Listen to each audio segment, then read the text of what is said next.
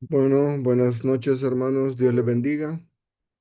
Vamos a iniciar con nuestra clase de hermenéutica bíblica. Gracias a Dios ya estamos en la clase número 9, clase número 9, y vamos a iniciar orando. Entonces, ¿les parece? ¿Alguien le gustaría dirigir en oración?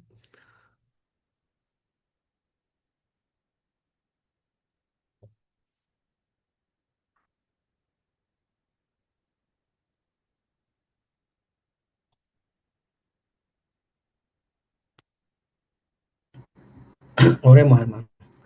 Padre, le damos gracias una vez más por su inmenso amor y bondad que nos permite, Señor, nuevamente reunirnos con el propósito, Señor, de seguir eh, aprendiendo de tu palabra, Señor. Ayúdanos, danos entendimiento. Bendice, Señor, a nuestro maestro. Ayúdale a él cada día, fortalece, dale la sabiduría para que nos pueda enseñar, Señor, y danos a nosotros un corazón entendido. Bendice, Señor, los que ya estamos y los que no están por alguna razón, bendíceles en sus hogares. En el nombre de Cristo. Amén. Amén. Amén. Gracias, hermano David, por la oración y Amén. vamos a empezar a compartir. Entonces aquí ya.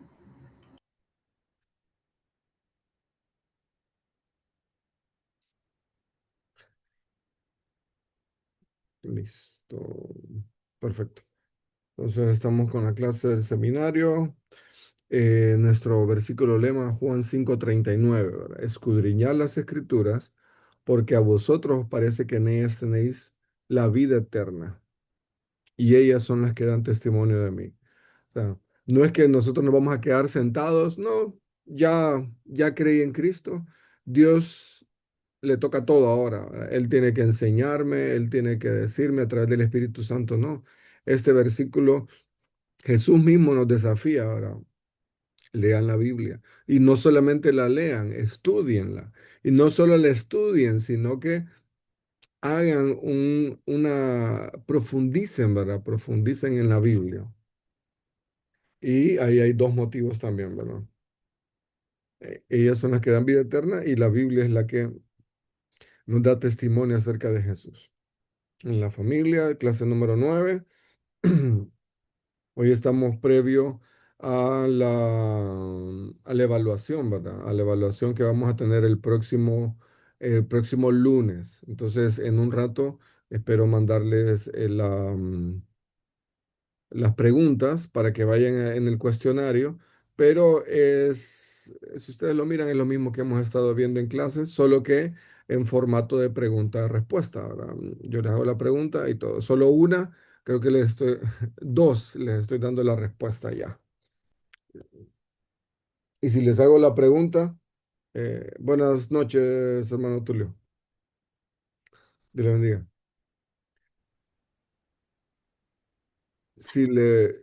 Y esa pregunta se las pongo ahí, ¿verdad? Porque, buenas noches, hermana Elda también.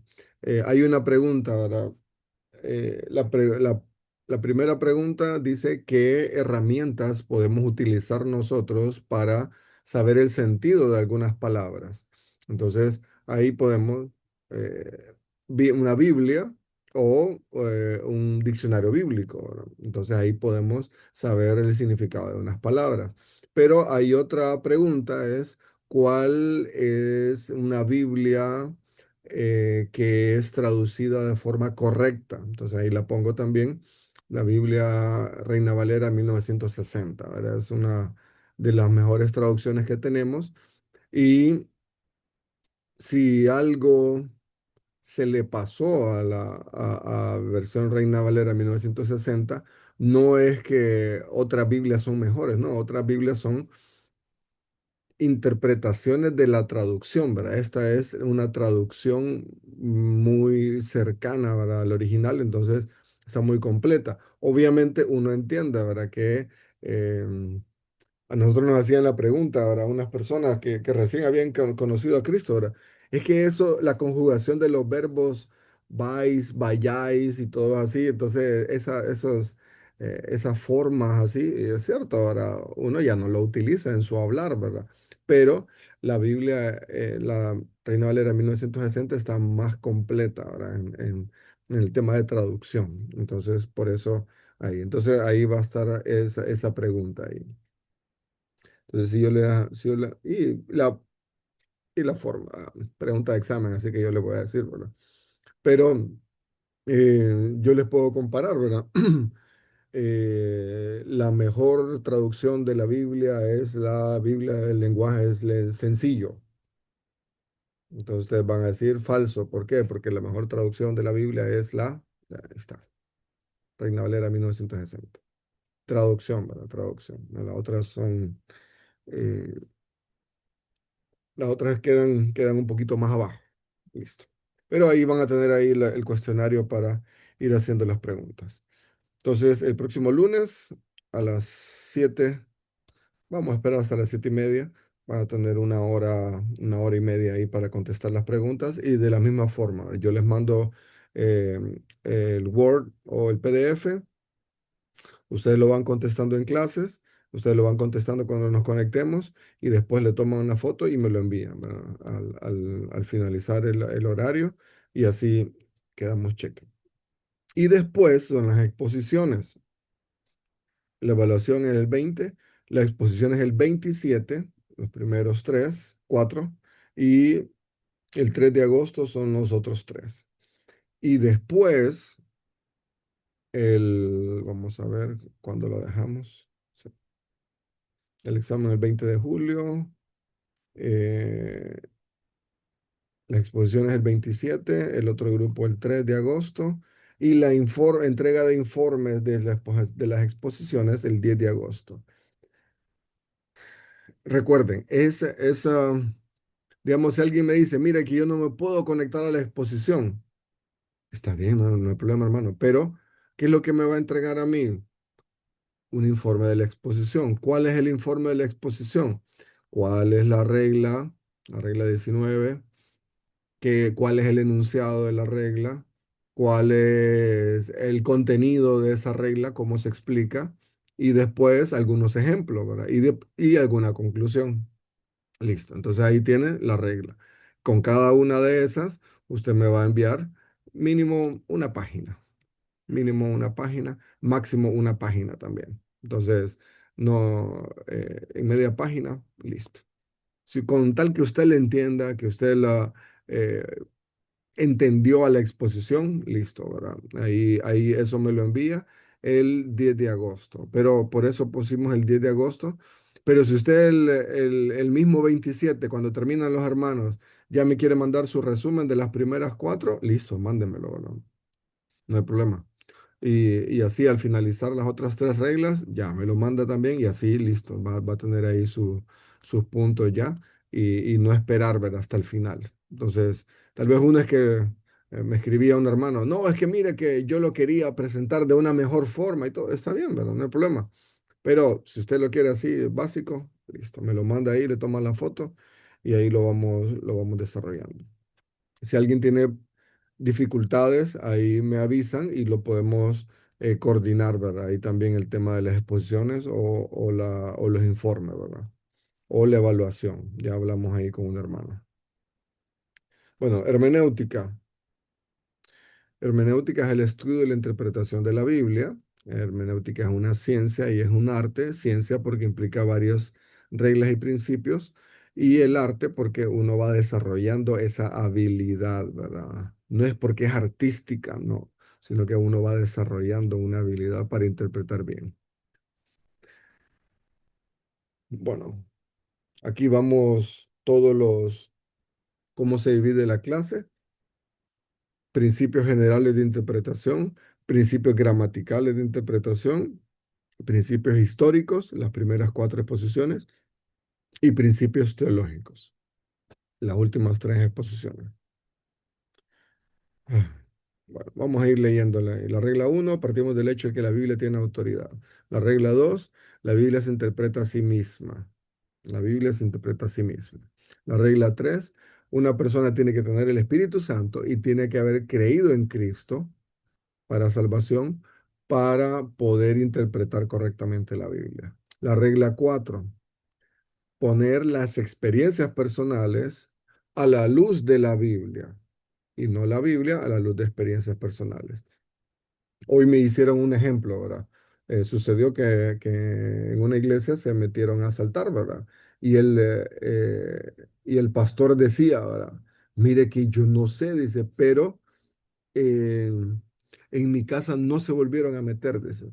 Y una vez hablamos con un ladrón, dice, y él lo que dijo es que cada vez que pasaban enfrente de la casa, no sé si enfrente de la casa o enfrente de la iglesia, a nosotros nos parecía como que habían militares ahí enfrente resguardando la casa.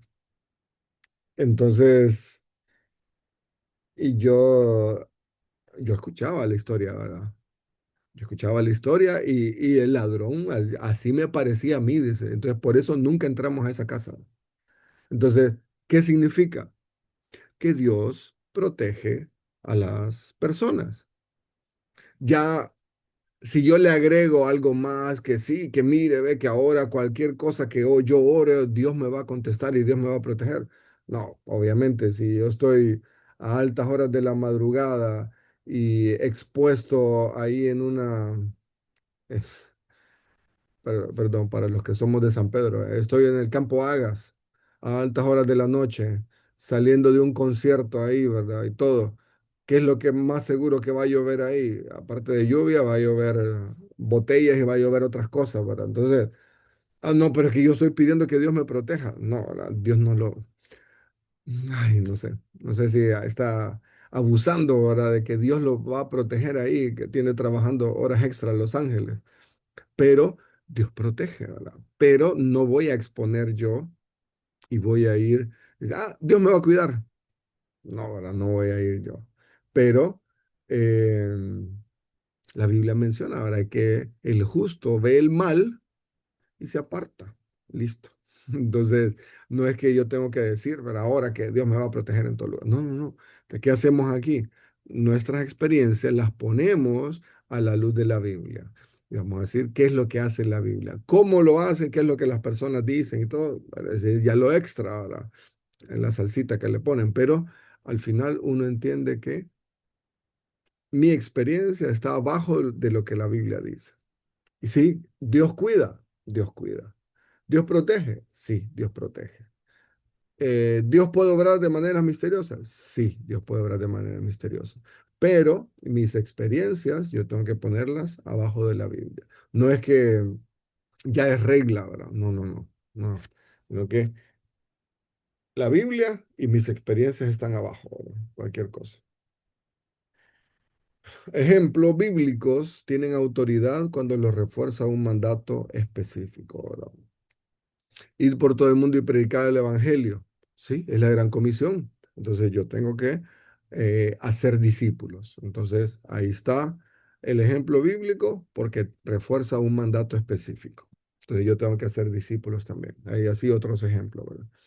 El propósito primordial de la Biblia es el de cambiar nuestras vidas y no el de aumentar nuestro conocimiento. Todo hasta aquí va en el examen anterior, ¿verdad? De aquí para allá vamos en la siguiente. Y aquí es que no es almacenar conocimiento, ¿verdad? No es cuántos versículos me sé. Ay, y yo les digo, no es que estoy en contra de eso, porque nosotros cuando estábamos estudiando nos tocó memorizar Primera de Juan.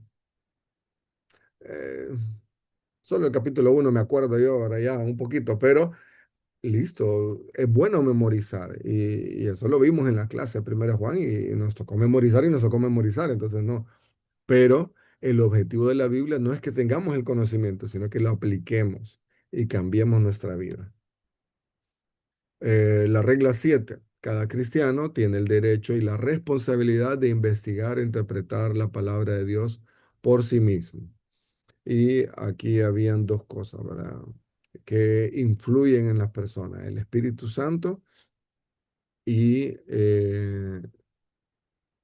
la capacidad para comunicar el idioma, ¿verdad? Eso necesitamos para interpretar la Biblia por nosotros mismos. La regla 8. La historia eclesiástica tiene importancia, pero no es absoluta en la interpretación de las escrituras. Y aquí, ¿verdad? comparamos con los credos de la iglesia tradicional, ¿verdad? Que ellos decían, es que el Papa es infalible, es que el nacimiento virginal de María, ¿no? La Biblia habla del nacimiento virginal de Jesús. Ya si María, hay gente que le quiere agregar otras connotaciones, no, la Biblia no lo explica. Ah, es que María es corredentora. Tampoco la Biblia no lo dice. Más bien lo que dice la Biblia sobre María, que nosotros sí podemos seguir, es cuando estaban en la boda de Caná y que María les dijo a los siervos, ¿verdad? Hagan todo lo que Jesús les dijera. Listo. Ese es un muy buen ejemplo de María. Y sí, le guió a las personas a que obedecieran a Jesús.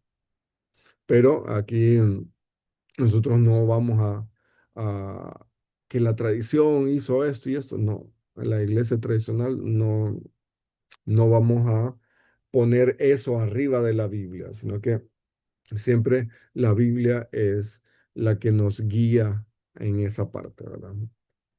Esta pregunta es de examen. La Biblia determinará lo que enseña la iglesia, no al revés, ¿verdad? Es la Biblia quien determina lo que la iglesia enseña. La regla 9. Estas son de estas preguntas de examen, ¿verdad? Ahí está el enunciado. Las promesas de Dios a través de la Biblia están a disposición del Espíritu Santo para los creyentes de todos los tiempos. Acuérdense que aquí hemos visto pregunta de examen, cuáles eran los dos tipos de promesas, ¿verdad? Promesas generales y promesas específicas. Entonces, em, aquí, promesas generales era una. Y creo que yo puse también, explique cuáles son las promesas generales. Entonces son las promesas que el Espíritu Santo le da a todo creyente. Esa es pregunta de examen, esa va fija. De preguntas específicas, solo que ustedes supieran cuáles son las generales, cuáles son las específicas. Y las específicas es que se las dan a cierta persona en especial, ¿verdad? Ahora vamos, esos son los principios generales. Ahora vamos a ver los principios gramaticales de interpretación. Entonces, la regla 10: las escrituras solo tienen un significado y han de ser tomadas en su sentido literal. Entonces, en el sentido normal y común, la palabra o pasaje bajo consideración es la correcta, es la ideal, ¿verdad? Solo pensar en una sola interpretación literal. Cuando un pasaje o palabra parezca tener más de un significado, debemos elegir el sentido más claro. Em, Otra vez, ¿verdad? Les voy a mandar el link de el Éxodo em, revelado, ¿verdad? Para que ustedes miren ahí hablando sobre las 10 plagas de Egipto, ¿verdad? Cómo Dios obró en eso, ¿no? Y si la Biblia dice que em, el Mar Rojo se dividió y era una pared de agua en un lado y al otro lado la otra pared, entonces así era, ¿verdad? No voy a quitarle yo y agregarle un sentido eh, simbólico, ¿verdad? Todo eso, no. Vamos a ir por el sentido literal, ¿verdad? Que así era. Porque les digo, ¿verdad? Que hay personas que intentan desacreditar la Biblia o tratar de entenderla según ellos, pero más bien le están quitando la parte que como Dios actúa, ¿verdad? Y dicen, no, es que cuando murieron los primogénitos, ellos no murieron porque Dios los mandó a matar. Ellos murieron porque ellos eran los que comían el doble de porción y como venía contaminada, entonces por eso murieron. No, ¿verdad? Pero ¿cómo me explica que de los judíos no murieron los primogénitos? ¿O cómo me explica que murieron también los primogénitos de los animales también? Entonces, ahí, ¿verdad? Intentan desacreditar, pero al final es lo que la Biblia dice, ¿verdad? Es lo que la Biblia dice y vamos a irnos por el sentido literal. Ujú. La regla número 11. Interpreta las palabras de acuerdo con su significado en los tiempos del autor. Ujú. Y aquí es donde hacía la pregunta, ¿verdad? ¿Cuál es la mejor traducción, ¿verdad? Que nos explica. Entonces, la traducción de la Reina Valera 1960. ¿Cuáles son algunas herramientas que podemos tener? Es una Biblia y un diccionario bíblico para entender ciertas palabras, ¿verdad? La otra pregunta era, ¿qué hacer? ¿Cómo era la pregunta? Ajá. ¿Qué pasa cuando no incluyo ciertas palabras en ¿qué hacer con palabras desconocidas al momento de interpretar la Biblia? ¿Verdad? Bueno, las palabras desconocidas yo tengo que buscar el significado, ¿verdad? Y no dar un significado incorrecto. Y aquí, ¿verdad? Hablábamos de esto, ¿verdad? El uso que le da el autor a esa palabra, la relación de esa palabra con el contexto, el uso corriente de esa palabra en la época que se escribió y cuál es el significado de esa palabra, ¿verdad? Bueno, aquí eran los puntos extra también. En la regla número 12 interpreta cada palabra en relación con la oración de la que forma parte y a su contexto. Aquí les había dejado la tarea de quién hizo las divisiones en versículos y cuándo, y quién hizo las divisiones en capítulo y cuándo, ¿verdad? Así que ustedes van a ver que no fue hace mucho, ¿verdad? No fue que en el siglo 100 ya se hizo la división, no, fue reciente todo eso. Pero a veces la Biblia no está bien dividida, ¿verdad? Reina Valera sí, en su mayoría, pero hay veces donde tal vez finaliza la historia en el siguiente capítulo, ¿verdad? Entonces ahí tenemos que analizar esa parte, ¿verdad? Y ver que antes no habían divisiones, sino que todo era corrido ahí, ¿verdad? La regla 13 interpreta el pasaje de acuerdo con su contexto.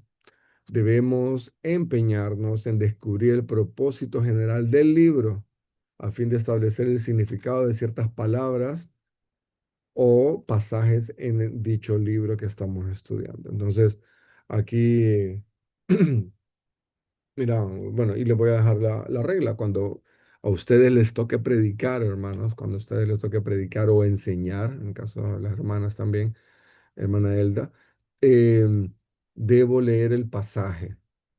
¿Cuántas veces debo leer el pasaje? Eh, y puede salir alguien como Pedro. ¿Hasta 7 veces puedo leer el pasaje? No, las veces que sea necesaria. Mínimo 8. Mínimo 8. No, pero tanto.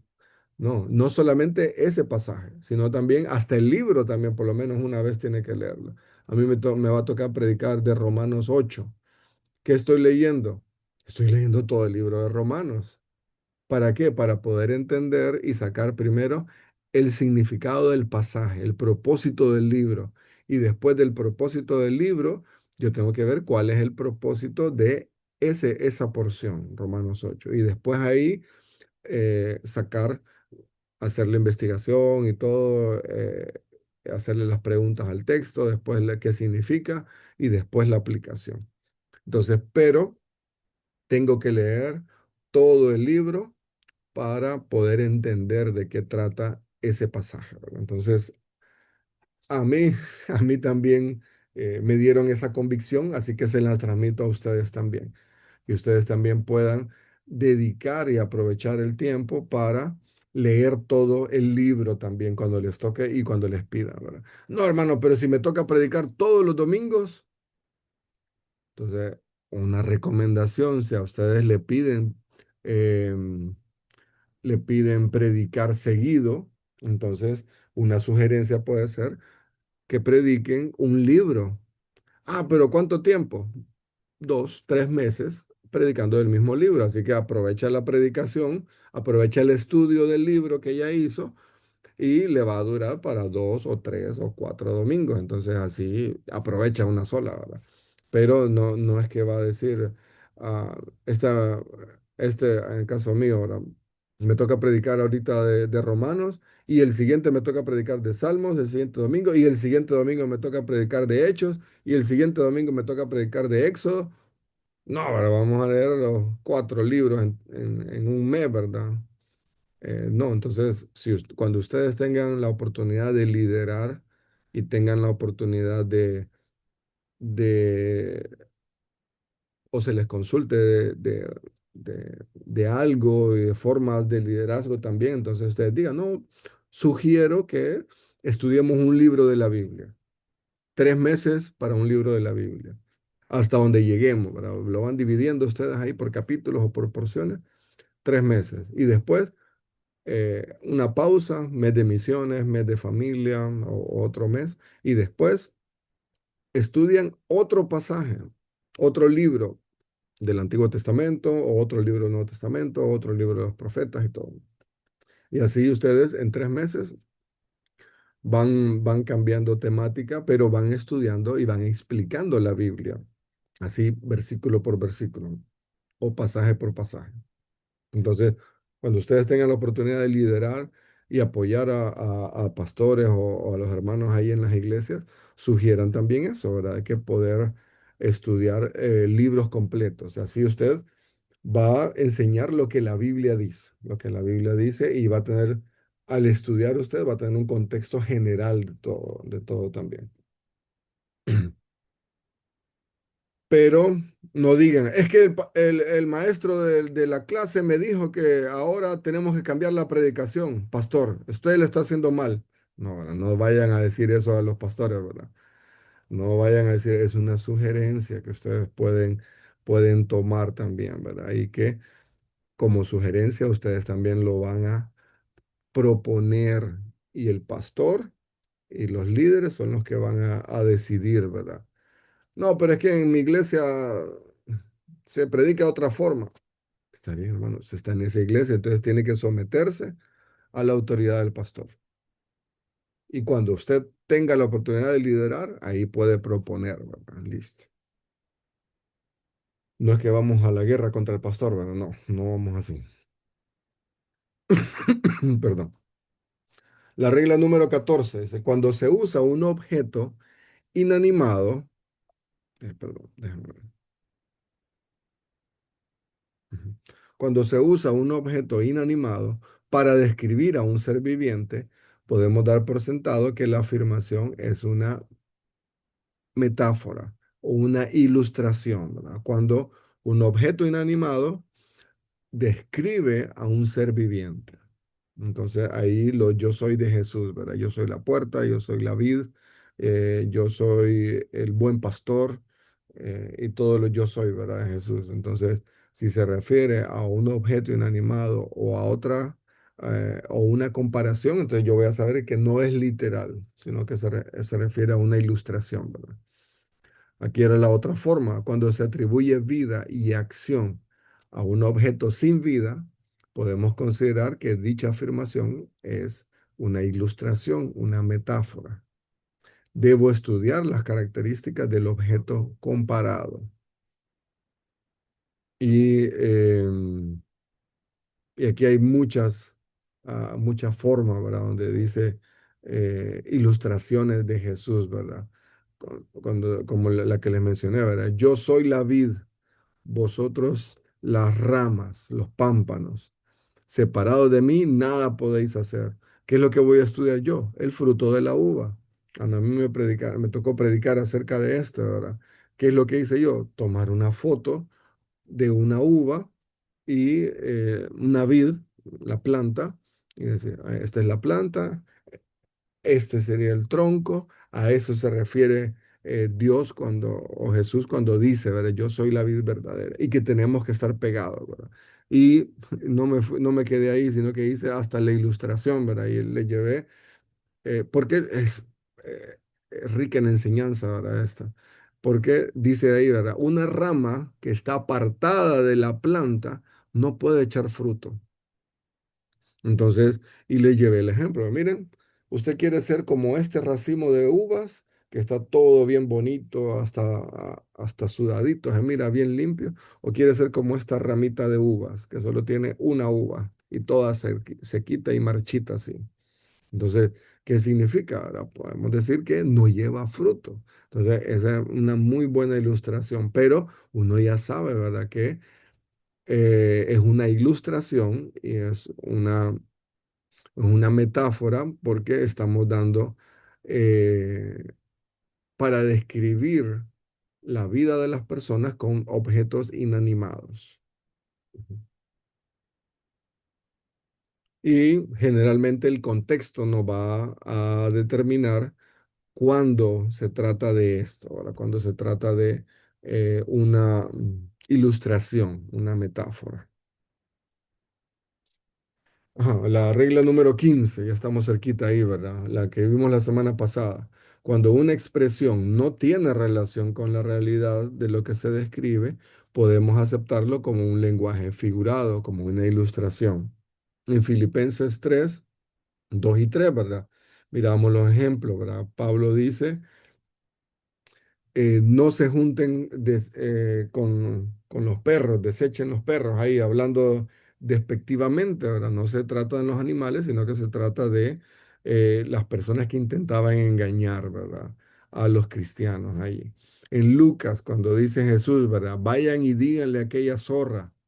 Entonces no se refiere al animal, sino que era eh, un- una palabra fuerte para el líder que estaba en aquel momento, ¿verdad? Y que había matado a Juan el Bautista también. Aquí en Juan, cuando aparece aquí el Cordero de Dios, ¿verdad? El Cordero es una ilustración para, no es, he aquí la ovejita, ¿verdad? De Dios y que ahora Jesús se transformó en una oveja, no, sino que es un sentido, un lenguaje figurado para una característica que se le daba a Jesús, ¿verdad? Que iba a ser entregado, ¿verdad? Como oveja llevada al matadero, ¿verdad? Como un cordero que quita el pecado del mundo.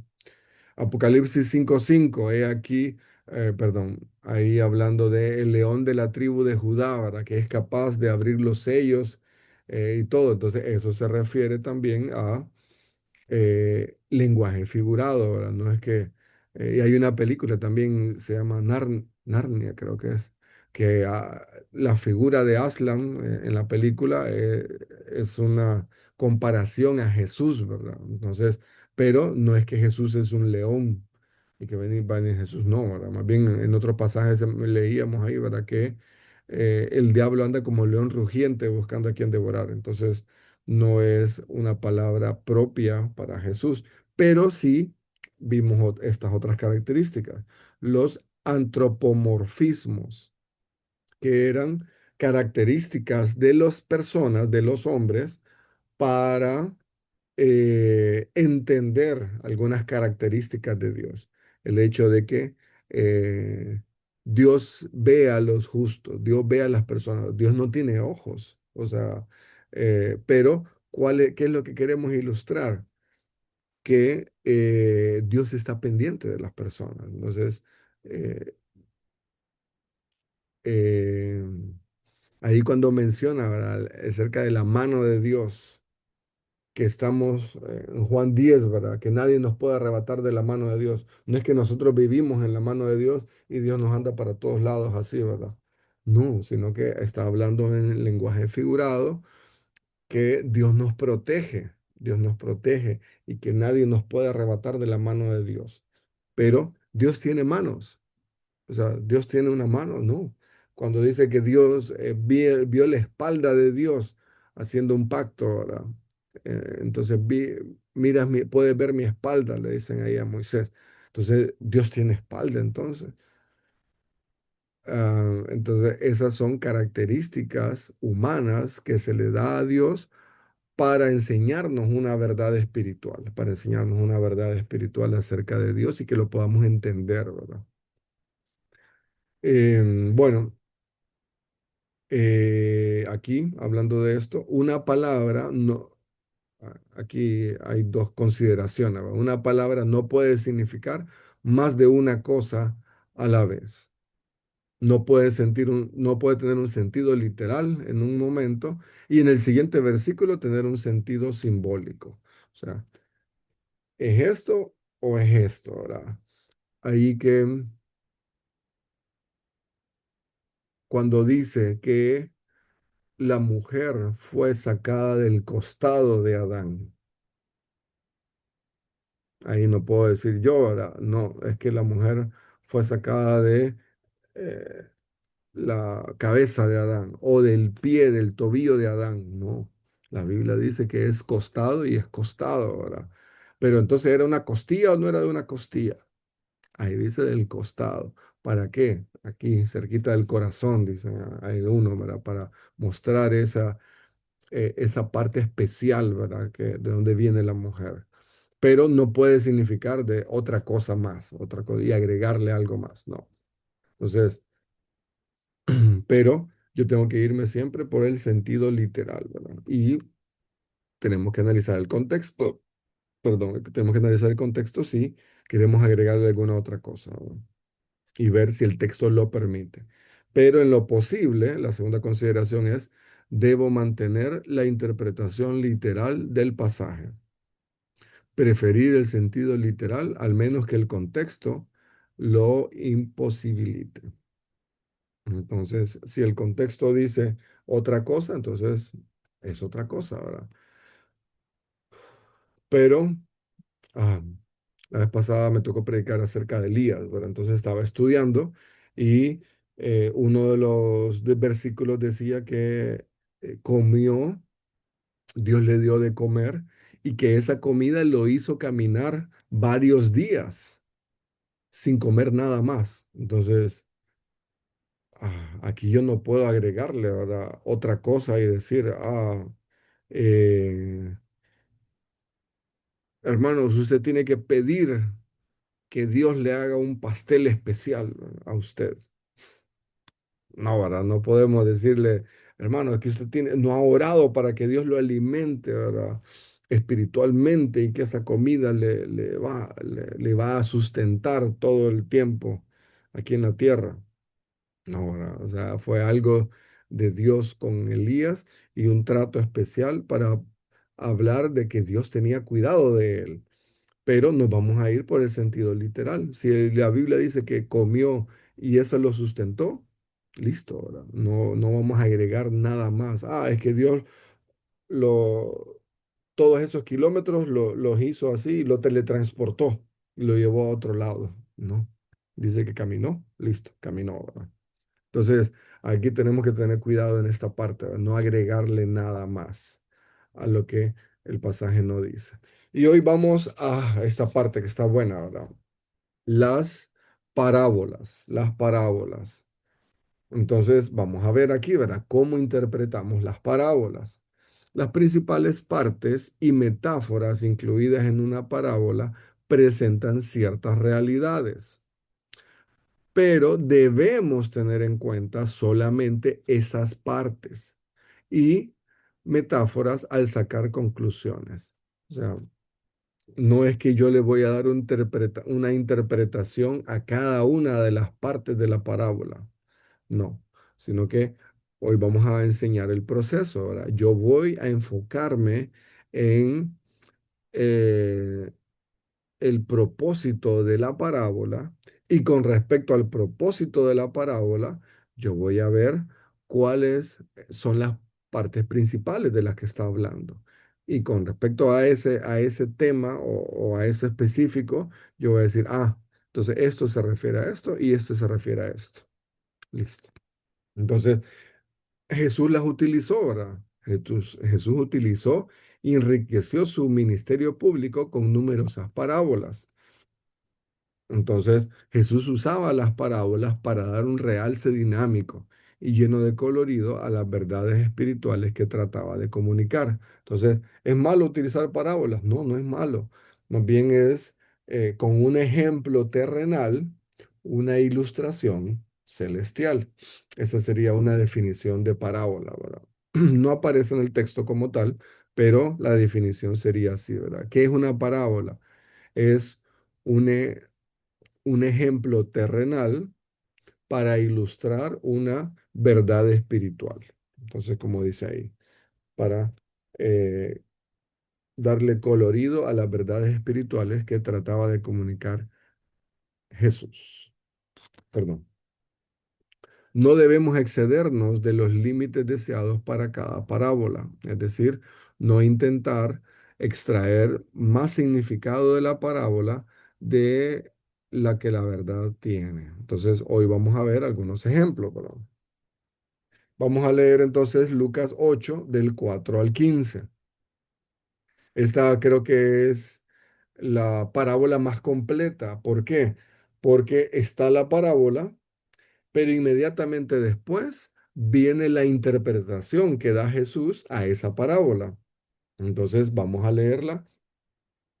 Quien la tenga la puede leer. Lucas 8 del 4 al 15. ¿Quién la puede leer en voz alta, por favor? Bien, para el sembrador. Ujú. Juntándose una gran multitud y los que de cada ciudad venían a él, les dijo por parábola: el sembrador salió a sembrar su semilla, y mientras sembraba, una parte cayó junto al camino y fue hollada, y las aves del cielo la comieron. Otra parte cayó sobre la piedra, y nacida se secó, porque no tenía humedad. Otra parte cayó entre espinos, y los espinos que nacieron juntamente con ella la ahogaron. Otra parte cayó en buena tierra y nació y llevó fruto a 100 por 1. Hablando estas cosas decía a gran voz: el que tiene oídos para oír, oiga. Perfecto. Vamos a dejarlo hasta ahí, hermano. Vamos a dejarlo hasta ahí. ¿Qué sucedería si nosotros solo tenemos esta parte de la parábola? Imagínense, nosotros somos parte de la multitud que está ahí con Jesús y escuchamos solamente esta parte, que había un sembrador y el sembrador salió a sembrar. Obviamente, no sé cuántos han trabajado en el campo, trabajan en el campo.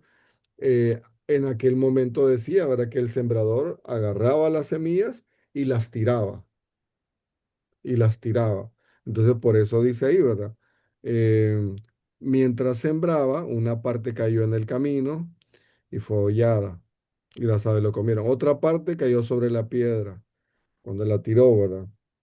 Y se secó porque no tenía humedad. Y otra parte cayó entre la maleza, entre espinos, y los espinos nacieron juntamente con ella y la ahogaron. Y otra parte cayó en buena tierra, nació y dio fruto, ¿no? Entonces, ¿qué hubiera dicho usted o dicho yo si somos de la multitud? Ah, hay que saber sembrar, hay que saber dónde tiramos la semilla. Y listo, esa es mi explicación literal de la enseñanza de Jesús. Cuando yo siembro, tengo que saber dónde voy a tirar la semilla. Y ahí está, ¿verdad? Y eso fue lo que la multitud entendió. Pero después vinieron los discípulos. Y ahora vamos a leer desde el 9 hasta en adelante. ¿Qué dice? Del 9 al 15. ¿Alguien más lo puede leer? O el hermano Tulio.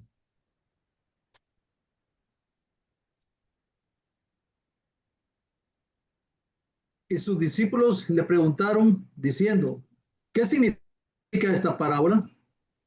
Y él dijo: a vosotros os es dado conocer los misterios del reino de Dios, pero a los otros por parábolas, para que viendo no vean y oyendo no entiendan. Esta es pues la parábola. La semilla es la palabra de Dios, Ujú. y los de junto al camino son los que oyen, y luego viene el diablo y quita de sus corazón la palabra, para que no crean y se salven. Los de sobre la piedra son los que habían oído, reciben la palabra con gozo, pero estos no tienen raíces. Creen por algún tiempo y en el tiempo de la prueba se apartan. La que cayó entre espinos, estos son los que oyen, pero oyéndose son ahogados por los afanes y las riquezas y los placeres de la vida, y no llevan fruto. Mas la que cayó en buena tierra, estos son los que corazón bueno y recto retienen la palabra oída y dan fruto con perseverancia. Ujú. Correcto. Muchas gracias, hermano. Entonces, aquí, ¿cuál sería nuestro tema? Bueno, las dos partes principales es la semilla y otra parte principal es las diferentes clases o los diferentes tipos de terreno. Pero entonces, la parábola es la parábola del sembrador, porque habla de la semilla, pues, y habla más de los tipos de terreno. Entonces, también hasta podemos cambiarle el título ahora. Diferentes títulos diferentes tipos de terreno y cómo reaccionan a la semilla, ¿verdad? Entonces, en vez de llamarle parábola del sembrador, ¿verdad? Pero vamos a sacar cuál es el propósito primero. El propósito de la parábola es de ilustrar los distintos tipos de respuesta que recibe la palabra de Dios cuando se proclama. Entonces, ah, yo puedo decir, ¿verdad? Ah, los, en el versículo 5, ¿verdad? Mientras sembraba, una parte cayó junto al camino y fue hollada y las aves del cielo la comieron. ¿Qué significa fue hollada, hermanos? Y ahí doy yo una explicación, ¿verdad? Ah, hollada significa que es la palabra de Dios, es desechada y le agrego un montón de cosas. No, no, no. Tengo que explicar el pasaje con respecto al propósito principal de la parábola. ¿Cuál es el propósito principal de la parábola? Ilustrar los distintos tipos de respuesta que recibe la palabra de Dios cuando se predica. Entonces, no es que yo voy a darle una, una ilustración a cada parte, ¿verdad? Ah, las aves significan los demonios que vienen. No, pero ¿qué significa? Sí, el enemigo. ¿Por qué? ¿Por qué voy a decir eso? Porque más adelante dice, en la explicación de la parábola, dice, viene el diablo y quita de su corazón la palabra para que no crean y se salven. Entonces, pero es que las aves son y las aves son un portal para el demonio. No, ahora me voy a mantener por el ejemplo literal y todo lo que dice. Y en la explicación, ahí me va a ir desarrollando con el propósito principal de la parábola. No agregarle más, no ampliar más, ¿verdad? Ni buscar ahí otra interpretación. No. Enfocarme en el propósito principal de la parábola. Vamos a ver ahora otro ejemplo. Lucas 10 del 30 al 35. Lucas 10 del 30 al 35. ¿Alguien no me lo puede leer?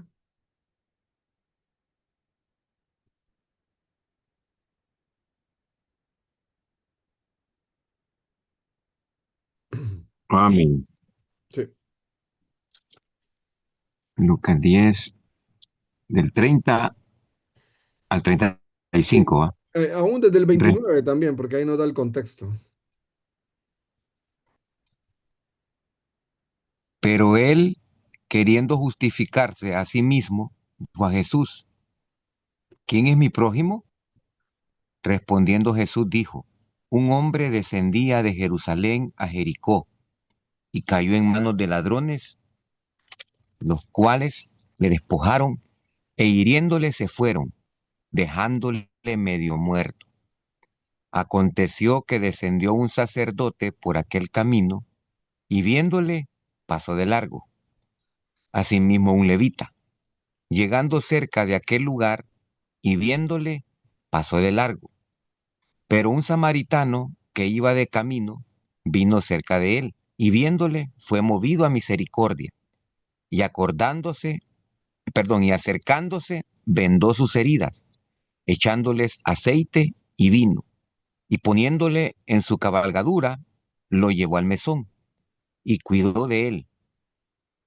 Otro día al partir sacó 2 denarios y los dio al mesonero y le dijo, Cuídamele, y todo lo que gastes de más, yo te lo pagaré cuando regrese. Ujú. ¿Quién pues de estos tres te parece que fue el prójimo del que cayó en manos de los ladrones? Él dijo, el que usó de misericordia con él. Entonces Jesús le dijo, ve y haz tú lo mismo. Correcto. Gracias. Gracias, hermano, por la ayuda con la lectura, hermano Juan Carlos. Y así es, ¿verdad? Nosotros entendemos la parábola del buen samaritano. Entonces, ¿en qué nos vamos a enfocar para interpretarla? Vamos a hacer la primera pregunta. ¿Cuál es el propósito de la parábola? Y el propósito es enseñarle a las personas quién era el prójimo, porque eso es lo que dice el contexto. ¿Quién es mi prójimo? Porque alguien se quería justificar, ¿verdad? No, yo hice todo. Yo siempre amé a Dios, siempre guardé todas las cosas y siempre amé a mi prójimo como a mí mismo. Y Jesús le dice en el 28, bien, has respondido, haz esto y vivirás. Pero él queriendo justificarse a sí mismo, dijo, ¿y quién es mi prójimo? Y entonces ahí le empieza, ¿verdad? Pero los judíos, y fíjense que cuando le hace la pregunta eh, Jesús, ¿quién es el que fue... ¿Quién pues, en el 36, quién pues de estos tres te parece que fue el prójimo del que cayó en mano de los ladrones? No dijo, tenemos que hacer igual que los samaritanos, porque los judíos y los samaritanos no se llevaban, ¿verdad? Y lo vemos cuando Jesús estuvo hablando con la mujer samaritana. Me parece que tú eres judío y los judíos y los samaritanos no se llevan. Entonces, ¿cuál era el propósito de la parábola? Enseñarle a la persona quién era el prójimo, cómo debíamos actuar ante una situación de necesidad de una persona, ¿verdad? Entonces, ¿cuáles son las partes de la parábola? Entonces ahí le hacemos la pregunta, ¿verdad? Primero, una necesidad. Una persona que iba de un lugar a otro lugar y que sufrió algo. Entonces, esa persona tenía necesidad. Luego vino una persona y no, lo ignoró. Después vino otra persona y lo ignoró. Y después vino otra persona y después cuidó de él. A veces nosotros, ¿verdad? Asignamos, cuando enseñamos esta parábola, asignamos, es que los que, los que son sacerdotes significan las personas de autoridad y que aún ni las personas de autoridad, cuando ven a alguien necesitado, no actúan y no. Sí, usted lo puede aplicar de esa forma, pero no le va a decir, los sacerdotes son los políticos, todas las personas que miran necesidad, pero no hacen nada. No, por lo menos en campaña hacen algo, aunque sea ya de perdida, ¿verdad? Perdón, no quiero hablar de política, no, pasemos. Pero no es que yo le voy a asignar, ¿verdad? Es que cuando dice ahí que él lo puso en la cabalgadura significa, hermanos, un lugar de seguridad. No. ¿Por qué? Porque yo voy a ver cuál es el propósito de la parábola, cubrir una necesidad de una persona y mostrar y ver qué es lo que había en su corazón y cómo poder ayudar a esa persona, ¿verdad? Entonces, yo debo centrarme aquí para la aplicación. Cuando dice ahí, ¿verdad? Que le echó aceite y vino, dice el libro, ¿verdad? El aceite y vino significa el Espíritu Santo y Dios. Entonces, Dios y el Espíritu Santo vino a cuidar a esa persona. No, ¿verdad? No dice ahí, sino que le dio medicina, lo curó y después lo llevó a un lugar donde lo cuidaran. Y ahí, es que las 2 dracmas significa, hermano, que yo debo dar todo lo que tengo para cuidar a los pobres. No, tampoco, porque dice la Biblia, ¿verdad? A los pobres siempre los van a tener. Entonces, pero aquí enfocarme en la parte principal, el propósito de la parábola, suplir una necesidad de una persona. Y entonces dice, y mostrarse una persona accesible para cubrir las necesidades, suplir las necesidades. Entonces, centrarme en esta parte, no agregarle explicaciones extraordinarias o espirituales a cada una de las partes, no. Solo mantenerme ahí en el centro, ¿no? Y aquí nos da unas recomendaciones. No forzar la parábola a que diga más de lo que debe decir. Y entonces aquí la otra parte, ¿verdad? Establecer cuál es el propósito principal de esa parábola y quedarnos dentro de ese marco de referencia. Es una ilustración, yo me voy a quedar dentro de esa ilustración. No le voy a dar a cada una de las partes un significado eh, no literal, ¿verdad? Sino que no, enfocarme en la parte, en el propósito principal, ¿verdad? Y aquí, cada parábola tiene un punto principal de comparación. Tratar de relacionar este punto principal con lo que quería enseñar quien lo estaba relatando. Entonces, es el punto principal. Entonces, todas las piezas tienen que conectar hasta ese punto principal, pero no es que yo le voy a asignar algo sobrenatural a cada parte. No, no, no, no es así, ¿verdad? Entonces, debo enfocarme en el propósito principal de cada parábola.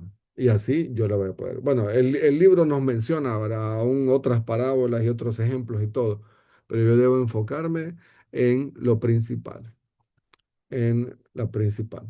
La regla 17, llegamos casi a la última de esta parte, ¿verdad? Y dice, este está un poquito largo el enunciado, no se lo voy a pedir de memoria, no se preocupen, ya, relajémonos y todo, no le voy a pedir. Escriba literal la regla número 17, ¿verdad? Y son más de 20 palabras, ¿verdad? 30 palabras, 40 palabras, no se lo voy a pedir literal, no se preocupen. Pero si lo leemos, dice, debes interpretar las palabras de los profetas en su sentido usual, literal e histórico. El otro tenía que ver con parábolas, este tiene que ver con profecías. Dice, a menos que el contexto o el modo en que se cumplieron te indiquen claramente que tienen un sentido simbólico. Aquí, es posible que su cumplimiento se verifique por etapas, siendo cada una de ellas una fianza de las profecías venideras. Entonces, si yo, si yo leo un pasaje de uno de los profetas, Isaías, y que está hablando acerca de Jesús o acerca del Mesías, entonces yo voy a ver, esta profecía se cumplió en la primera venida. Listo, sí se cumplió. Entonces, como esa sí se cumplió, vamos a ver, la siguiente profecía, no, no se ha cumplido todavía. ¿Qué significa? Que se va a cumplir más adelante. Cuando Jesús regrese en la segunda venida, ahí se van a cumplir esas otras profecías. Entonces, las primeras que ya se cumplieron, nos dicen a nosotros que las segundas también se van a cumplir. La segunda profecía, cuando regrese Jesús, también se va a cumplir. Entonces, aquí tenemos que pensar en esto, hermano. Debemos interpretar las palabras de los profetas o las profecías en su sentido usual, literal e histórico. ¿Es una profecía? Pero es una profecía, sino que se refiere a algo futuro y todo. Sí, pero interpretarlo de la forma usual, literal e histórico, salvo que el contexto diga otra cosa, ¿verdad? Diga otra cosa. Y vamos a ver los ejemplos, vamos a ver los ejemplos entonces.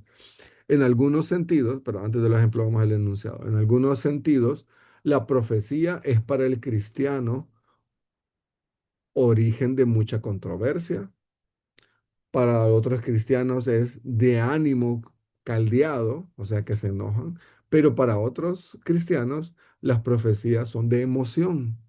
Pero unos dicen, ay, no, es que ¿quiénes son los 144,000 que van a andar predicando ahora? Bueno, son judíos, la Biblia dice que son judíos, no son los testigos de Jehová, no son los testigos de Jehová, y que dicen, no, nosotros somos los 144,000, no, no son ellos. Es que nosotros somos la multitud de multitudes que estaban ahí. Si usted ha creído en Cristo, sí. Si no, no, ¿verdad? Entonces, pero, ¿qué significa? Que las profecías, algunos van a pelear por las profecías, otros se van a enojar y otros van a estar emocionados por las profecías, pero va a causar mucha controversia para algunos. Algunos no le van a entender. ¿Por qué? Porque la profecía ha de interpretarse literalmente, a menos que el contexto u otra referencia posterior en las escrituras indiquen lo contrario. Y aquí, ¿verdad? Cada una de las profecías tenía una,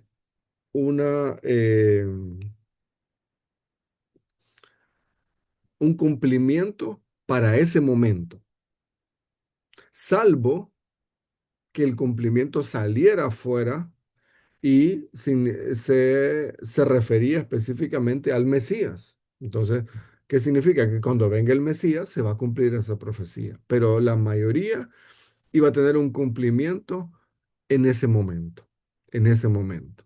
O era una palabra de aliento para algo que va a venir más adelante, algo que va a venir más adelante con el Mesías. Entonces, eso tenemos ahí. Vamos a ver unos ejemplos. Vamos a ver así.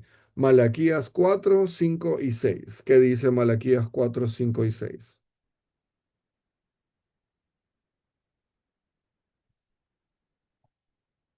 Ah, esa está bonita con respecto a Elías.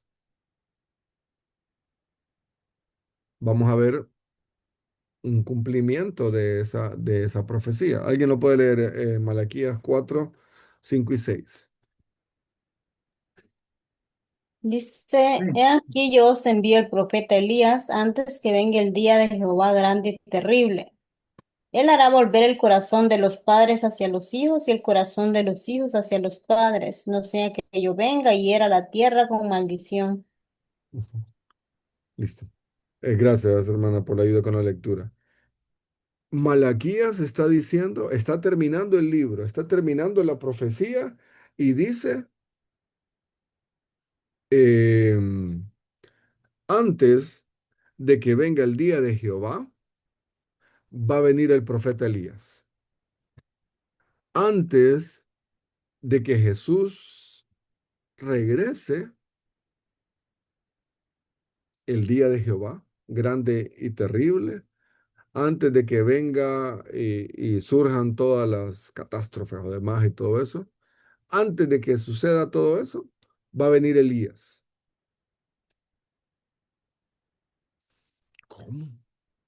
Entonces, significa que vamos a ver Elías. Bueno, antes de que Jesús venga, yo tengo que estar, ya viene Elías, ya viene Elías, ya va a venir Elías, ya va a venir, no es el hijo del pastor Rafael González, que se llama Elías, pero ya viene Elías, no. ¿Qué es lo que dice? Mateo 11 lo explica Jesús.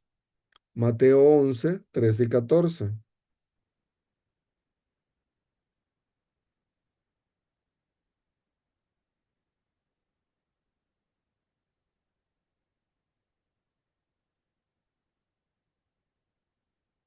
Aún desde el 10 puede leer, perdón, desde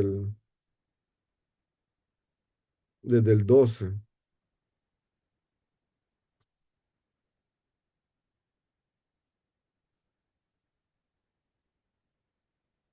Bueno, sí, desde el 10, hermano. ¿Alguien lo puede leer? Mateo 11, del 10 al 14.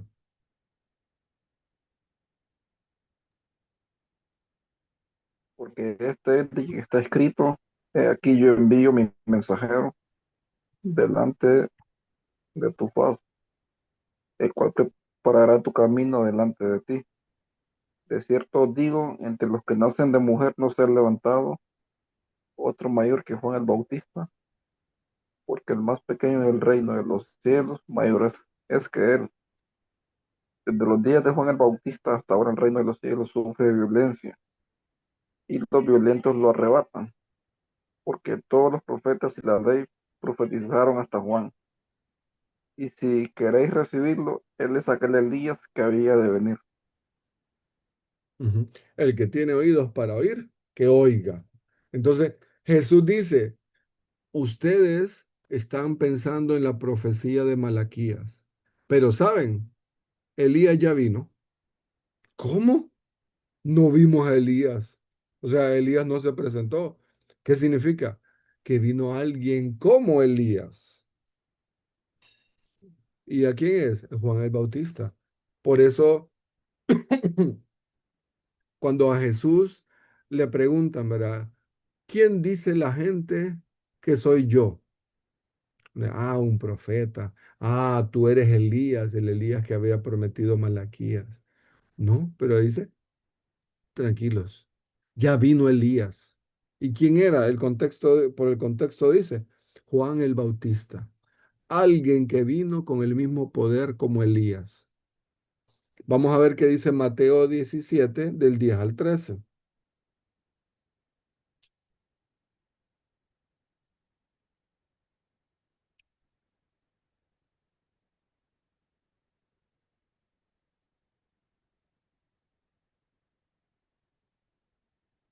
Mateo 17 del 10 al 13.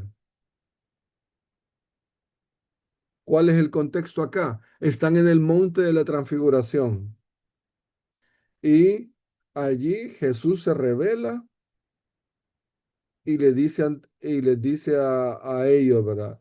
Yo soy el Hijo de Dios.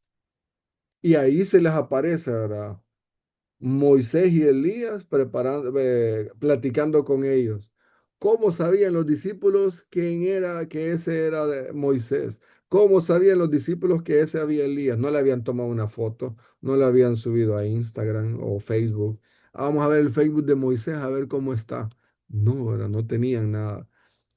Entonces, pero, o las personas le dijeron, ah, yo soy Moisés, ah, yo soy Elías. Pero aquí habla, ¿verdad? Vamos a leer el pasaje del 10 al 13. O leámoslo todo, del 17 del 1 al 13, para tener el contexto general. 17 del 1 al 13.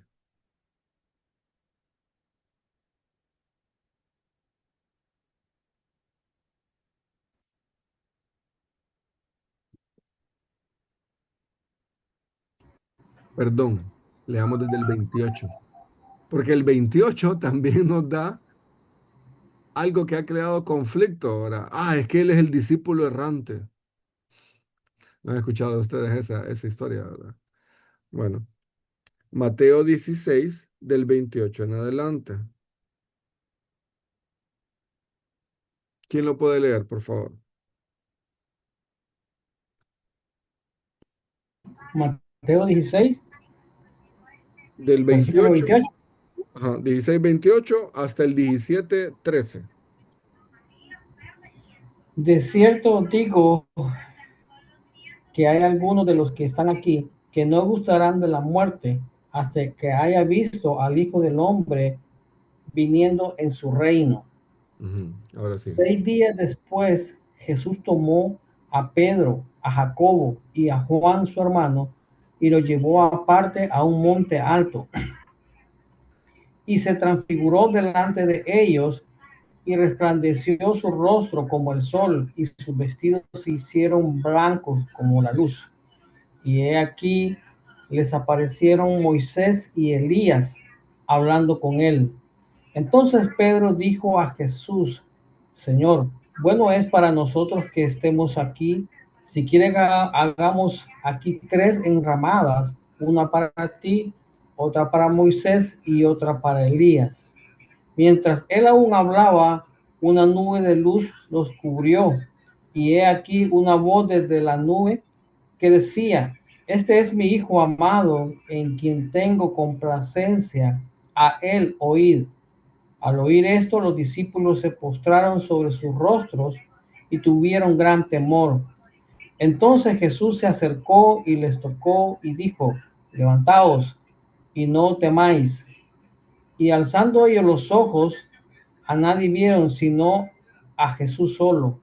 Cuando descendieron del monte, Jesús les mandó diciendo: No digáis a nadie la visión hasta que el Hijo del Hombre resucite de los muertos.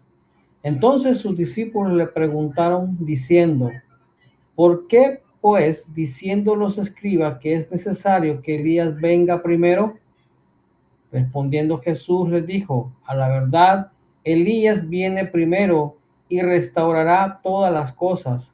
Mas os digo que Elías ya vino y no le conocieron, sino que hicieron con él todo lo que quisieron. Así también el Hijo del Hombre padecerá de ellos. Entonces los discípulos comprendieron que les había hablado de Juan el Bautista. Cuando llegaron al gentío, vino a él un hombre que se arrodilló delante de él diciendo: Señor, ten misericordia de mí, que es lunático y padece muchísimo, porque muchas veces cae en el fuego y muchas en el agua. Y los he traído a tus discípulos, pero no le han podido sanar. Respondiendo Jesús dijo: Oh generación incrédula y perversa, ¿hasta cuándo he de estar con vosotros? ¿Hasta cuándo os he de soportar? Traédmelo acá. Hasta ahí va. Sí, sí, sí, hasta ahí. Gracias, hermano. Gracias. Entonces, aquí vemos varias cosas. Los discípulos, Jesús le dice, está hablando con los discípulos en Mateo 16 y les dice, cuando el Hijo del Hombre venga, va a suceder esto y esto y esto. Y va a regresar Jesús, dice el 27, porque el Hijo del Hombre vendrá en gloria de su Padre con sus ángeles y pagará a cada uno conforme a sus obras. Entonces, Jesús dice, yo voy a regresar y voy a venir con Dios y vamos a dar recompensa a lo que hizo cada quien. Listo. Pero, dice, alguien de ustedes no va a morir hasta que mire a Jesús mismo viniendo en su reino. ¿Cuándo se cumplió esto? El siguiente versículo, 6 días después, dice que Pedro, Juan y Jacobo fueron llevados aparte, subieron un monte alto y Jesús les mostró su gloria a ellos. Resplandeció su rostro como el sol y sus vestidos fueron blancos. Y ahí se mostró Moisés y Elías. Y ahí Pedro, ahora, cuando habla, dice cosas buenas, pero a veces cuando no tiene nada que hablar, siempre se pone a hablar, ¿verdad? Y dijo, hacemos unas carpitas para que no les pegue el sol a Moisés y a Elías, y una para ti, Jesús. Entonces, bueno, Pedro era Pedro, ¿verdad? Entonces él no tenía filtro ni nada, ¿verdad? Pero em, después una nube cubrió a todos los que estaban ahí y dijo, este es mi hijo amado en quien tengo complacencia. Después los discípulos tuvieron miedo, se postraron y Jesús los tocó y dijo, levántense, no teman. Y después Jesús estaba ahí en medio solo con sus discípulos. Descendieron del monte y le dijeron, no, no digan a nadie, no digan a nadie hasta cuando yo resucite de los muertos, ¿verdad? Y ahí le preguntan los discípulos, ¿cómo vas a resucitar de los muertos? Pero los escribas dicen que antes de que resucites de los muertos, tiene que venir Elías. Y es la profecía para Malaquías. Pero Jesús les dice, a la verdad, Elías sí viene primero y va a restaurar todas las cosas. Mas yo digo, Elías ya vino y no le conocieron, sino que hicieron todo lo que quisieron con él. Así también el Hijo del Hombre padecerá de ellos. Entonces, en el 13 lo deja muy claro. Entonces los discípulos comprendieron que les había hablado de Juan el Bautista. Entonces, Elías ya vino. Sí. Pero entonces, cuando vengan los dos testigos de que habla Apocalipsis, uno puede ser Moisés y otro puede ser Elías, porque son los que se presentaron en el Monte de la Transfiguración. Ah, y Elías no vio muerte, entonces puede ser él. Pero ¿qué es lo que dice la Biblia? Elías ya vino. Elías ya restauró todas las cosas y más bien era alguien con el poder como Elías, era Juan el Bautista. Entonces ya se cumplió la profecía. No se cumplió en aquel momento de Malaquías, sino que era una promesa de que se iba a cumplir más adelante. Y Jesús dice, ya se cumplió. Así que una profecía menos, ¿verdad? Cheque. Así, dice, tales son, en este caso, ¿verdad? Que estas profecías se cumplen en un momento y el cumplimiento viene después y todo lo demás. Bueno, algunas son excepciones, pero lo común es interpretar la profecía con lo que se menciona en la Biblia. Es el grueso de las profecías pueden y deben ser interpretadas literalmente. Pero Jesús dijo ahora, va a venir alguien así como Elías. Y Jesús dice, ya vino, y ese Elías era Juan el Bautista. Entonces ya se cumplió la profecía. Así tenemos que interpretar cada una de las profecías. Pastor, una Isaías, pregunta. sí, díganme. ¿Y entonces los que habla Apocalipsis?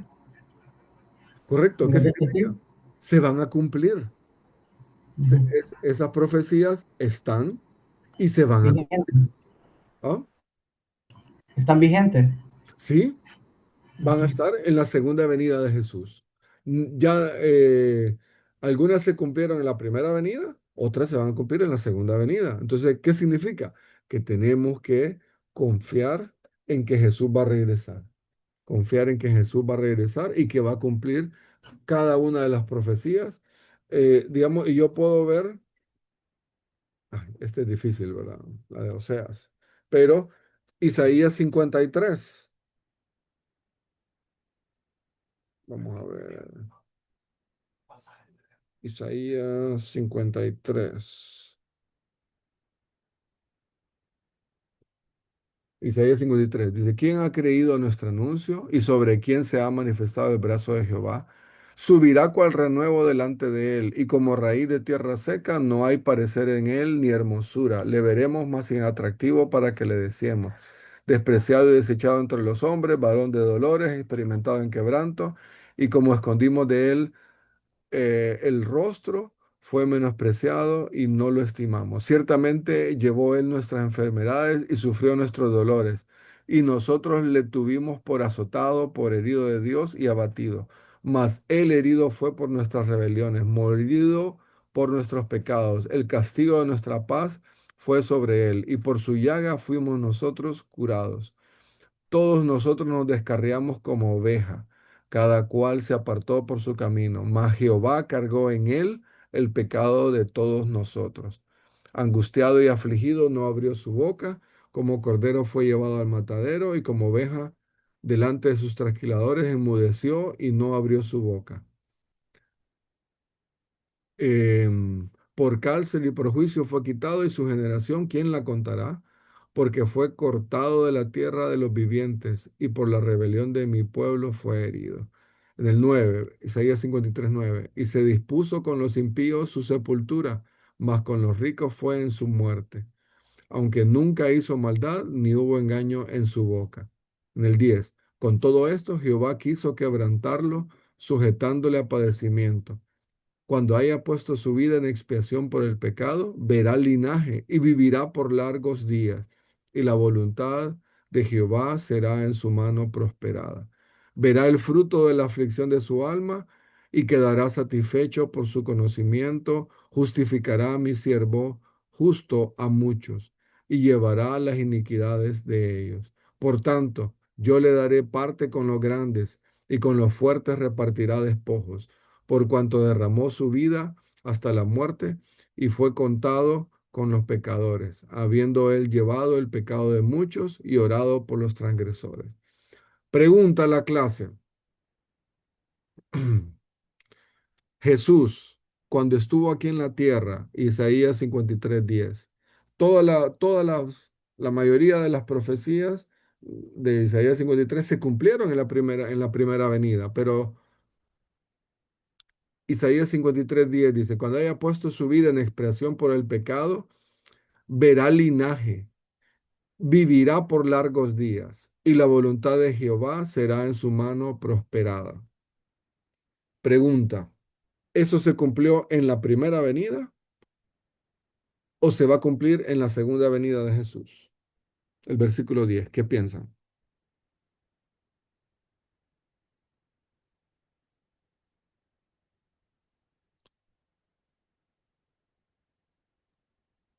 Está Está difícil. cumplida, Ah, está cumplida. sí, está cumplida. Vivirá por largos días. Ya vivió por largos días, Jesús.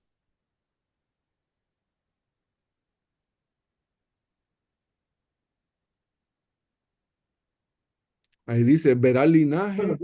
dice vivi- vivirá por los días, o sea, sigue viviendo, pues, Ajá, va a seguir viviendo, pues, es algo que está ocurriendo. No sé cómo le llaman esos verbos, ¿va? ajá, correcto. Continuidad. ¿Y qué habla?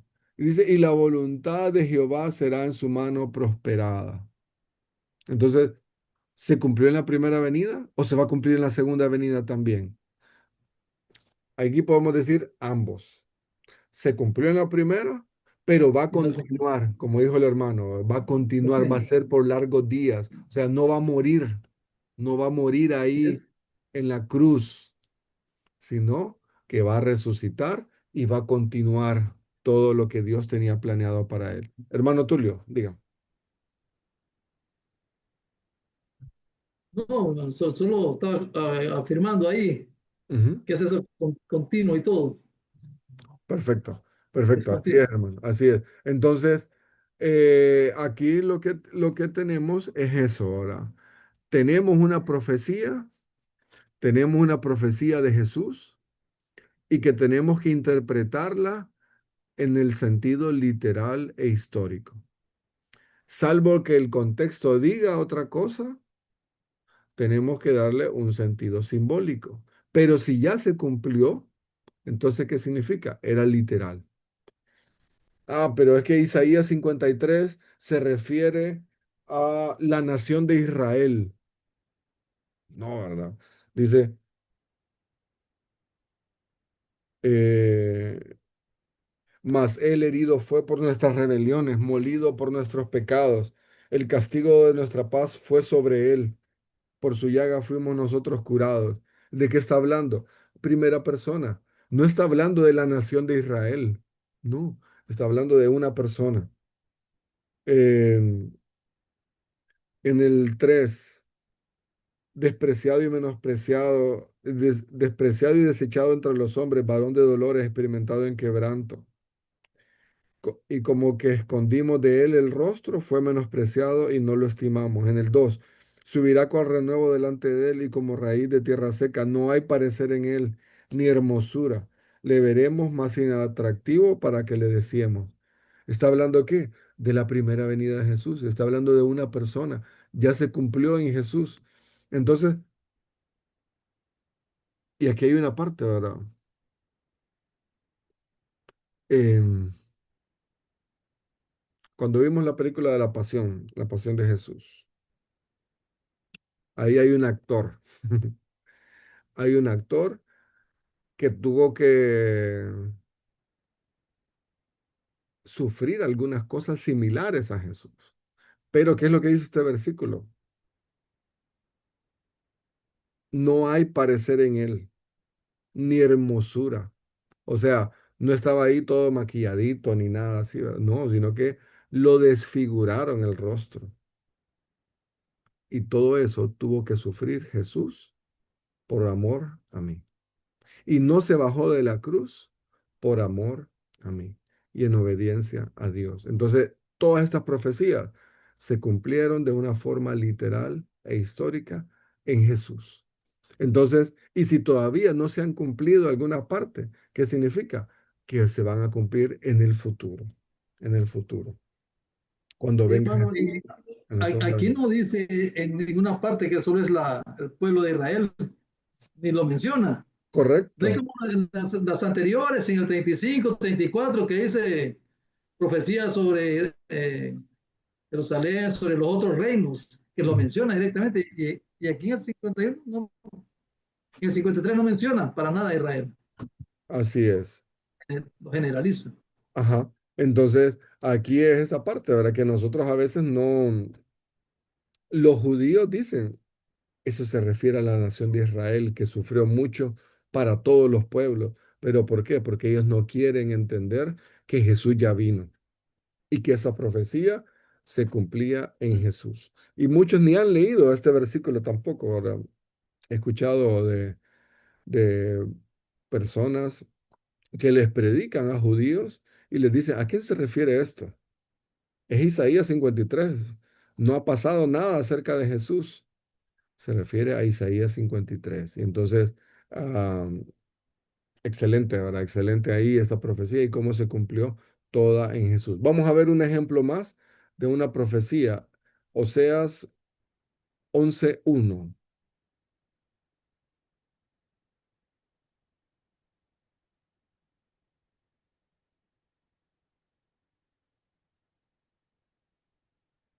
Esta está buena porque tiene un cumplimiento para aquel momento, pero también un cumplimiento en Jesús. ¿Qué dice ahí Isaías, Oseas 11:1?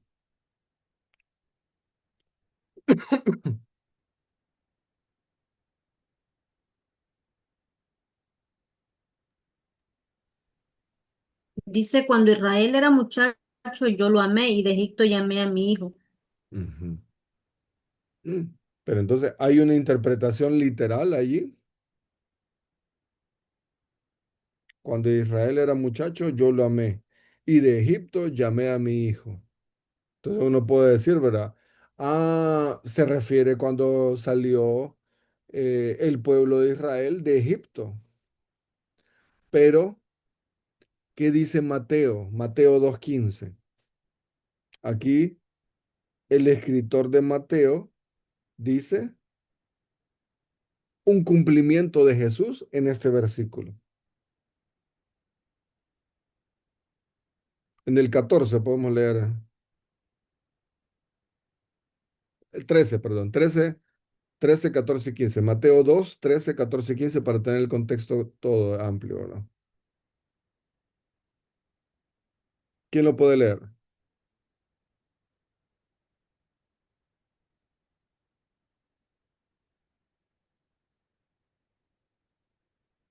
Es cuando estaban los magos, vinieron a la casa donde estaban María y José, ¿verdad?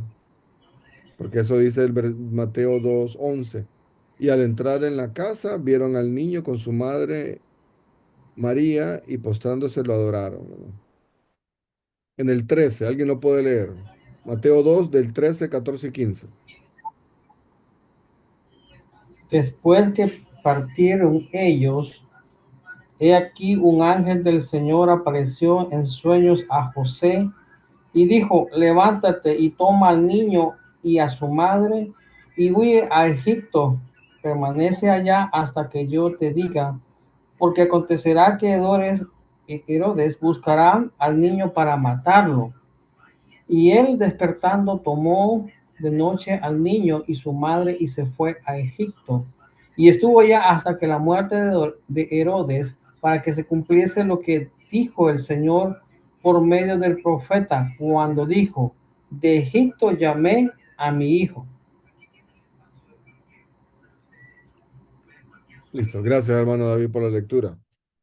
Aquí vemos un cumplimiento más de una profecía y tal vez nosotros nunca habíamos leído esta profecía.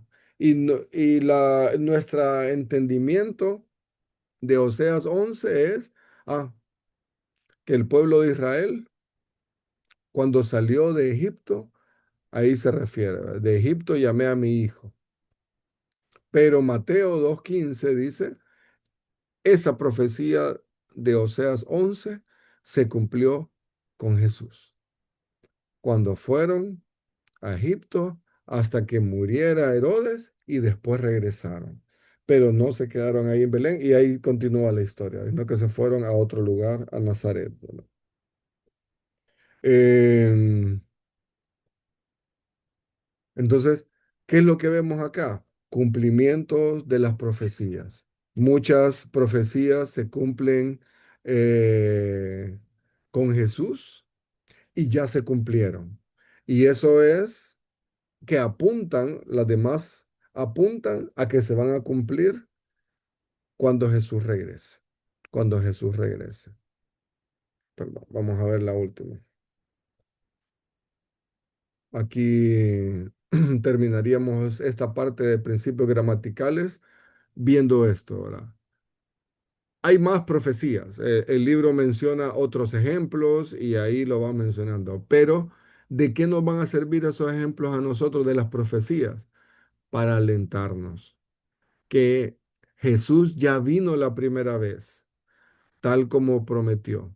Y así también Jesús va a regresar por segunda vez, cumpliendo todo lo que ya se había profetizado acerca de él. Entonces, Apocalipsis se va a cumplir.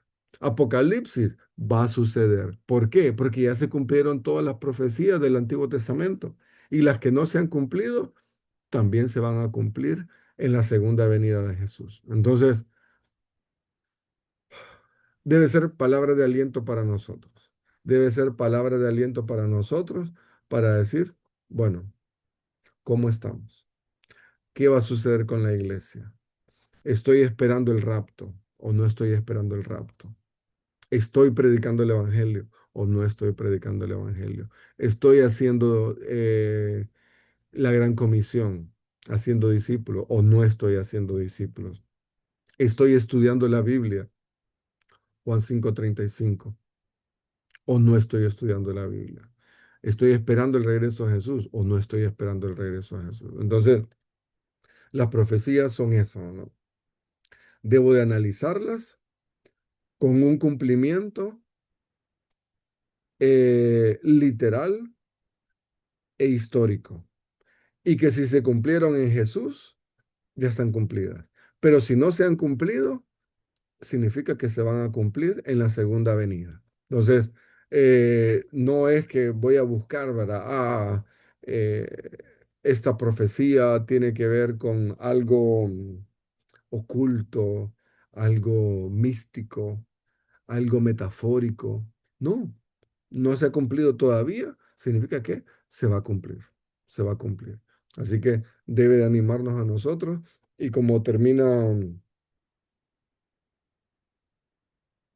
Apocalipsis, ¿verdad? Apocalipsis 22:20. El que da testimonio de estas cosas dice, ciertamente vengo en breve. Amén. Sí, ven, Señor Jesús. La gracia de nuestro Señor Jesucristo sea con todos vosotros. Amén. Apocalipsis 22:20 y 21. Entonces, las profecías están y tengo que aplicarlas de una forma literal y de una forma histórica. ¿Se cumplieron con Jesús? Listo. No se han cumplido todavía, se van a cumplir en la segunda venida. Así que tengo que pensar en eso también cuando yo esté analizando las profecías. Ya vimos las promesas, si es promesa general o si es promesa específica.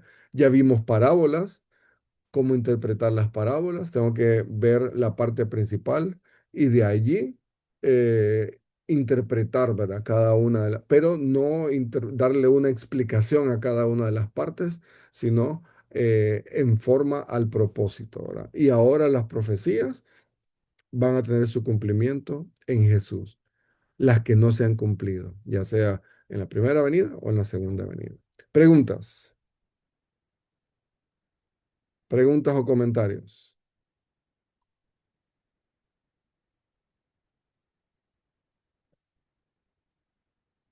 Bueno, aquí, ¿qué nos queda ahora? ¿Qué nos queda ahora? Bueno, prepararnos para el examen. El próximo lunes, si Dios lo permite. El próximo lunes, si Dios lo permite. Así que vamos a estar ahí conectados. Y ahorita en un ratito les mando el cuestionario de las primeras preguntas. Creo que, no sé si ya lo tengo hasta esta, la regla 17. Pero les voy a mandar las primeras y después les mando las que siguen ahí, las que continúan.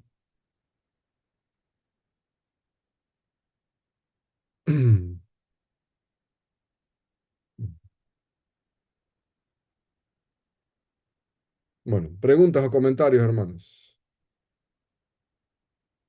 ¿Cómo van con las exposiciones? ¿Ya están listos para exponer? Ya les queda el siguiente, que es el examen, y el que sigue empiezan las exposiciones, ¿verdad? ¿Cómo van con las exposiciones? Checa, checa. Estamos leyendo. Ah, bueno, ánimo.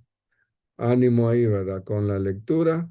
Ánimo, ánimo también ahí con si quieren hacer presentación, eso no es que les va a sumar puntos, pero va a ser más práctica, más didáctica su exposición, ¿verdad? Y así ustedes lo van a entender y, y así sus compañeros también lo van a entender, ¿verdad? Entonces, bueno, ánimo, ánimo, y ya esperamos ahí los primeros cuatro, ¿verdad? Si alguien tiene alguna situación, me dice, me llama y ahí lo vemos ahí cómo le podemos ayudar también, ¿verdad? Listo. Si no, hermanos, terminamos entonces orando y así damos gracias a Dios por esta clase, ¿verdad?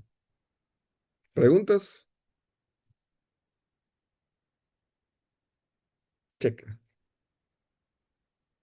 Bueno, vamos a orar entonces, así terminamos la clase. Oramos.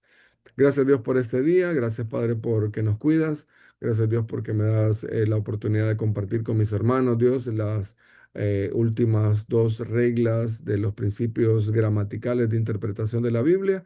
Gracias Dios porque ya llevamos 17, Dios, principios y tú nos has acompañado, Dios, en todo el estudio, Dios. Te pedimos, Dios, que cuando podamos, Dios, estemos preparando, estemos estudiando la Biblia, Dios, que tengamos estos principios en la mente y que nos ayude, Dios, que tú nos ayudes, Dios, y que tu Espíritu Santo nos guíe, Dios, a poder interpretar tu palabra de una forma correcta, Dios, que te agrade a ti y entendiendo, Dios, todos estos principios para hacer nuestro estudio de una forma correcta, hacer nuestra interpretación de una forma correcta y que transmitamos, Dios, el mensaje de una forma correcta a las personas que nos van a escuchar. Gracias, Padre. Gracias, Dios.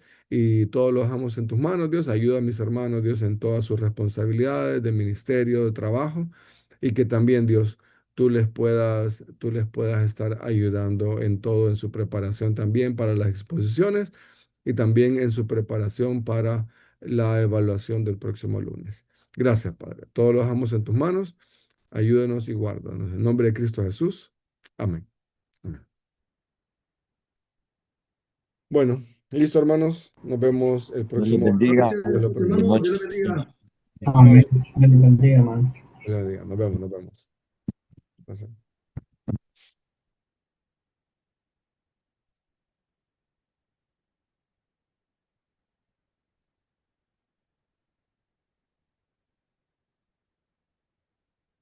Chau, chau, chau.